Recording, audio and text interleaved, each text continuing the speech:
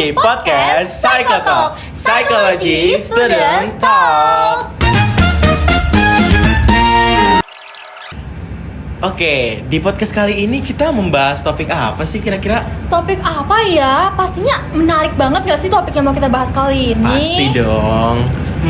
Yaudah deh, tanpa berlama-lama, topiknya ini adalah tentang humanistik dalam psikologi. Nah, dalam topik ini kira-kira kita sendirian atau ada narasumber lainnya nih?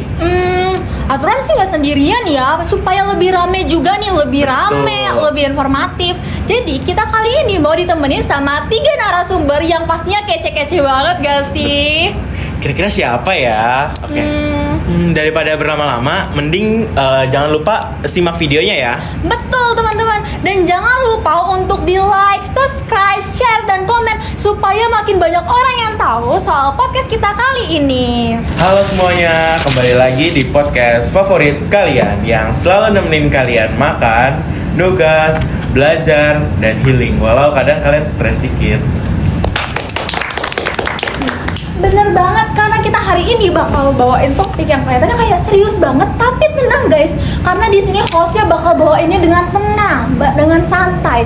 Karena di sini hostnya yaitu aku, Reni, dan bersama aku Dimas. Kita bakal bawain topiknya dengan santai aja guys, jadi relax, jangan ada yang tegang, oke? Nah, ngomong-ngomong, topik yang mau kita bawain hari ini yaitu humanisme dalam psikologi.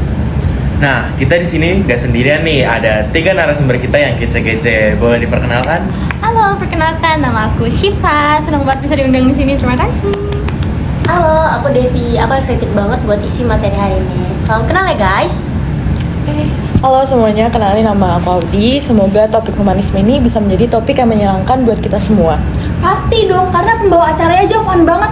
Apalagi di sini ada narasumber yang gak kalah oke. Pasti pecah banget gak sih?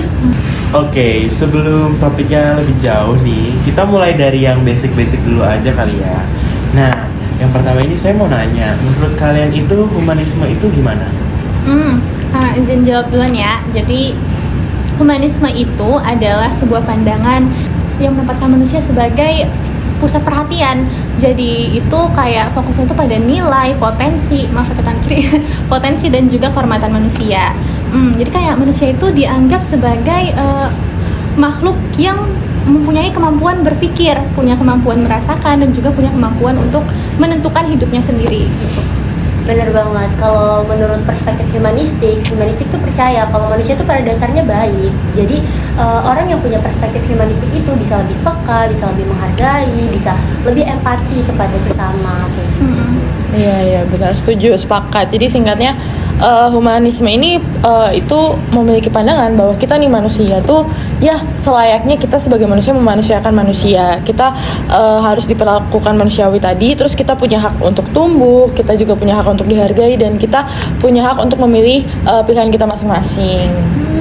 Aku jadi mikir deh, kayak gimana kalau misalnya semua orang di dunia ini punya mindset humanisme, kayak dunia itu terasa lebih damai gak sih? Nah iya, bener tuh. Jadi kayak nggak ada lagi tuh drama-drama komen gak penting di TikTok gitu. Betul. Iya, jadi humanistik ini juga bukan cuma sekedar teori, tapi juga bagaimana kita memandang dunia, bagaimana kita memandang orang lain, memandang diri sendiri, memandang hubungan, bahkan sampai ke pendidikan.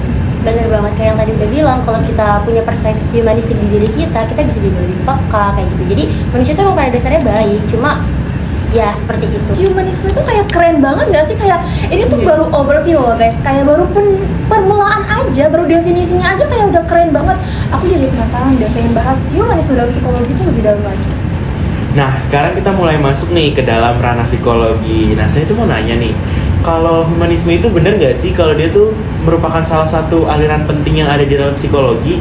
Bener banget Dim. Jadi dalam psikologi, humanisme tuh perannya sebagai pemberontak terhadap pendekatan yang terlalu kaku. Jadi kita kan udah belajar ya tentang psikoanalisis, yaitu pendekatan terhadap masa lalu, atau ada behaviorisme yang dia tuh pendekatannya terhadap stimulus atau respon. Jadi sebenarnya humanisme ini tuh hadir untuk mengangkat esensi manusia yang pada dasarnya emang sangat kompleks ini. Jadi kalau ditanya penting atau enggak, jawabannya penting banget. Betul. Jadi juga dalam di psikologi ini ada 2 orang yang familiar menjadi tokoh penting dalam membuat humanisme ini menjadi pendekatan dalam psikologi. Nah, kebetulan dua-duanya ini merupakan psikolog dari Amerika. Yang pertama itu ada Abraham Maslow yang fokus utamanya pada hierarki kebutuhan, dan juga Carl Rogers yang fokus utamanya itu pada penerimaan tanpa syarat. Yang mana keduanya ini percaya bahwa manusia ini mempunyai potensi atau kecenderungan alami berubah atau berkembang menjadi lebih positif gitu. Ada teori yang paling terkenal juga itu namanya hierarki kebutuhan dari Maslow, ya kan? Ya. Nah, itu tuh yang semacam piramida. Jadi tuh kita bukan harus sih. Jadi piramida itu berbentuk yang paling bawah itu dasarnya. Paham nggak? Ya, ngerti. Dasarnya itu seperti yang paling dasar itu ada minum, makan, tidur, sampai ada kebutuhan psikologis seperti rasa dicintai, rasa dihargai, keamanan seperti itu, sampai pada puncak piramidanya itu di atasnya itu ada aktualisasi diri. Betul. Nah, kalau Rogers dia tuh nekenin pentingnya dukungan terhadap lingkungan. Jadi ada namanya teori unconditional positive regard. Itu tuh adalah penerimaan tanpa syarat. Jadi kita bisa nerima apapun tanpa tapi gitu. Wah, pantes ya. Jadi banyak orang itu nggak berkembang atau tumbuh itu karena faktor lingkungannya ya. Iya, benar banget. Iya, benar. Karena gini, kalau misalnya lingkungannya toksik, manusia tuh secara psikologis tuh lama-lama bisa kelamaan menutup diri lah. Karena ada energi negatif gitu. Tapi kalau misalnya lingkungannya itu bisa menerima, bisa saling menghargai, akan menjadikan manusia itu menjadi berubah ke arah yang lebih positif lagi gitu. Sampai mencapai bisa saja ke aktualisasi diri tadi gitu. Iya, itu yang bikin humanistik ini terasa hangat ya. Karena di psikoterapi pun terapis humanistik ini tuh ngebantu klien buat memahami dirinya sendiri, buat menemukan jati dirinya sendiri. Jadi bukan cuma sekedar kayak nyuruh kamu tuh harus kayak gini, enggak gitu. Jadi psikologi humanistik itu keren banget gak sih guys? Kayak oh my god, aku tuh mikir itu sekeren itu, dan itu menarik banget untuk dibahas lebih dalam lagi gak Betul. sih? Iya. Keren banget. Nah, sekarang kita masuk ke topik yang paling ditunggu-tunggu nih. Dan mungkin pasti dari kita ini pernah mengalaminya nih dalam kehidupan. Apa ya itu? Nah, topiknya itu adalah tentang romance. Nah, bagaimana sih humanisme ini memandang percintaan gitu? Oh iya, Seru banget nih. dari aku dulu ya. Jadi ya ini pasti topik yang segala umur tuh bisa lah punya hubungan romansa. Jadi kalau misalnya menurut aku ya, kita melihat melalui kacamata psikologi humanistik ini, romansa yang humanis adalah gimana kita memandang hubungan itu didasari oleh cara kita menghargai potensi pertumbuhan pasangan kita gitu. Jadi bukan hubungan yang saling mengekang ya, ingat bukan saling mengekang, tapi kita tuh bisa mendukung, justru ya kita mendukung aktualisasi diri dari pasangan kita gitu. Bener banget. Kalau menurut aku sendiri ya, pasangan yang humanisme tuh yang dia tuh ngedukung apa yang kita mau gitu. Kita punya cita-cita, dia dukung. Jadi yang penting kan komunikasi aja nggak sih, yang saling jujur. Terus gak harus tuh pakai drama-drama kayak kamu harus sama aku terus, atau kamu nggak boleh ya deket-deket sama dia. Bener nggak sih? Bener banget. Iya, bener banget. Karena kan kalau misalnya kita nggak boleh punya temen nih ya dalam suatu hubungan, kayak kita ngerasa gak mencapai aktualisasi diri nggak? Iya, benar-benar. Relasi kan penting ya guys. Betul, Iya. betul. Oh ya, selain itu hubungan yang humanis itu nggak ngebuat kita jadi orang lain sih. Iya, benar nggak sih kalian? Bener banget. Malah hubungan humanis itu menurut aku itu malah ngebuat kita tuh ini bertumbuh. Iya, bertumbuh. Jadi kayak ya saling support. Betul banget. Kita saling support. Waduh, bener sih, itu relate sih. Coba yang relate angkat tangan kali ya. Atau Mungkin ada dari narasumber kita ya, ada yang relate atau dari host kita. Kalau yang relate sih pasti angkat tangannya, tapi kalau hubungannya toksik, aduh gimana ya, dengerin aja kali ya. Atau jangan-jangan kita semua di sini pada nggak punya hubungan. Aduh. Tenang, kita semua single. Boleh. Nah, jadi ya intinya ya kalau disimpulin nih, jadi sebenarnya romansa humanistik ini tuh ya sesuai dengan ajaran Rogers bahwa ini tuh bukan soal ngatur satu sama lain gitu, bukan siapa ngatur siapa, tapi gimana kita tuh bisa saling mendukung pasangan kita satu sama lain, dan juga atau misalnya ada istilah dalam psikologi itu penerimaan tanpa syarat tadi yang disebutkan sama Devi, yaitu istilah unconditional positive regard, yang mana dibutuhkan itu tuh adalah hal yang dibutuhkan oleh pasangan gitu. Nah guys, tadi kan kita udah ngebahas sih soal psikologi humanisme memandang suatu romance. Sekarang kita pindah bidang dulu nggak sih? Mungkin kita pindah ke bidang yang kaitannya erat nih sama kehidupan kita sebagai mahasiswa baru. Kalian pernah nggak dengar lagu The Winner Takes It All yang seliweran di TikTok?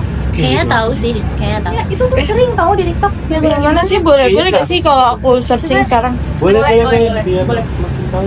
Boleh kita TikTok. Jadi ingat banget. Kebetulan Soalnya itu jadi tren juga, sempat jadi tren juga. oh iya. Bapak nggak bisa jualan di pasar malam. Iya, kalau gitu mau bantu. Jadi dia miskin terus tiba-tiba dia keterima gitu ya. Oh, ini tuh tren-tren yang ini nggak sih, teman-teman kita di luar sana yang udah belajar mati-matian buat dapetin kampusnya, tapi ternyata dia nggak bisa kuliah di kampus itu karena faktor karena orang tua, karena faktor ekonomi. Relate nggak sih guys? Banyak banget yang ngalamin ini. Benar-benar. Ya mungkin beberapa dari kita juga ada yang nilai kali ya. Karena banyak banget anak di Indonesia yang punya tekanan mental karena nggak bisa kuliah di tempat yang mereka mau. Benar. Mungkin karena ada faktor tuntutan orang tua lah, faktor ekonomi lah. Padahal kan dalam humanisme sendiri itu ada yang namanya aktualisasi diri. Nah, kalau misalnya ada tuntutan nih dari orang-orang sekitar, berarti kan itu menimbulkan pressure dong ke diri mereka sendiri. Jadinya seorang anak itu nggak bisa mencapai aktualisasi diri mereka. Kalau menurut tanggapan kalian sendiri nih dari perspektif humanisme dalam psikologi terkait kasus kayak gini, menurut kalian tuh kayak gimana sih? Yang kamu omongin tadi tuh bikin aku keinget sama apa yang tadi aku udah mention yang soal hierarki kebutuhan dari Maslow. Kalau misalnya kebutuhan dasar aja itu pun terpenuhi, seperti rasa dihargai, dicintai, rasa aman lah seperti itu, bener sih bakal susah banget untuk ke tahap aktualisasi diri yang paling atas itu. Juga ini sih pasti sedih juga sih, merasa tertekan juga kan karena nggak bisa mencapai apa yang mereka mau. Apalagi kalau misalnya motivasinya itu datang dari orang sekitar, kayak yang kamu bilang tadi, tuntutan keluarga, Betul. sama tekanan sosial ya. Betul banget, jadi kayak agak turut prihatin juga sih sama anak-anak mungkin, atau beberapa dari kita yang ngerasain itu, karena kita harus berdamai juga sama keadaan kita yang emang keadaan itu nggak bisa dipaksain ya guys. Nah guys, jujur sejauh kita ngebahas soal psikologi humanisme, menurut aku tuh menarik banget. Karena kan kita udah ngebahas soal overview-nya, udah ngebahas gimana sih psikologi humanisme itu mandang romance. Tadi bahkan juga kita ngebahas psikologi humanisme yang relate nih sama kehidupan kita sebagai maba-miba nih. Sekarang kita move dulu kali ya ke part yang paling penting banget, yaitu implementasi psikologi humanisme dalam kehidupan sehari-hari. Guys, menurut kalian gimana sih cara kita mengimplementasi psikologi humanisme dalam kehidupan sehari-hari? Boleh dari aku duluan gak guys? Boleh. Habis itu siapa ya? Sebenarnya Kamu Sebenarnya guys, sesederhana kita buat stop ngejudge orang sembarangan. Karena setiap manusia itu punya latar belakang masing-masing yang gak orang lain tahu. Begitupun orang lain punya latar belakang yang kita juga nggak tahu. Jadi ya udah stop ngejudge orang sembarangan dengan cepat. Gitu sih kalau dari aku. Sepakat. Dan juga ada juga nih implementasi mendasar yang diajarkan oleh psikologi humanistik ini, yang mungkin kita bisa, penonton sekalian, pendengar sekalian yang dengerin podcast ini, bisa kita pelan-pelan sama-sama coba, yaitu mendengarkan secara empatik, dimana kita mendengarkan ya secara, ya janganlah kita menyela gitu, juga jangan cepat memberikan solusi gitu ya, jangan terburu-buru, karena kita harus tahu bahwa setiap orang tuh punya pengalaman subjektifnya pribadi, bahwa kehidupan mereka tuh tidak segampang, selurus itu. Kalau mereka ceritanya hanya sekilas, semuanya tuh bisa complicated guys. Jadi kita harus saling menghargai aja. Iya. Oh iya, dan juga jangan lupa kasih self compassion, benar nggak sih? Ya, self compassion ke diri sendiri. Karena kelihatannya ya, kayaknya kita tuh terlalu keras sama diri kita sendiri, ya nggak sih? Mungkin ya bisa beberapa orang ada yang keras banget. Jadi ya jangan terlalu keras sama diri sendiri lah, sewajarnya manusia aja. Kasih Kayak, space untuk diri kita dulu. kita kan manusia tuh bisa capek, bisa lelah, bisa salah, dan bisa belajar dari kesalahan. Jadi ya Realistis aja gitu. realistis aja. Benar sih. Jadi humanisme ini tuh bukan tentang bagaimana kita memperlakukan orang secara manusiawi ya, tapi bagaimana kita memperlakukan diri kita sendiri juga ya. Iya banget. Mungkin aku bisa nambahin kalian terakhir ya.